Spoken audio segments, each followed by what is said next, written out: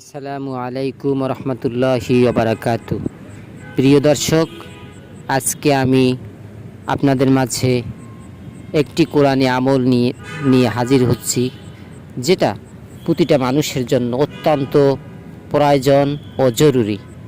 আপনারা যারা আছেন, আপনাদের ছেলে মেয়ে বউ যারা আপনাদের অবাধ্য কথা শুনছে না, আপনি ব্যবসায় সফল হতে পারছেন না, অথবা আপনার কোনো বিষয় নিয়ে আপনি চিন্তিত আছেন, তাহলে আপনার জন্য এই আমলটি, যদি আপনি এই আয়াতটি এক সপ্তাহে 12,000 বার পড়তে পারেন, তাহলে অবশ্যই আপনার আশা পূরণ হবে।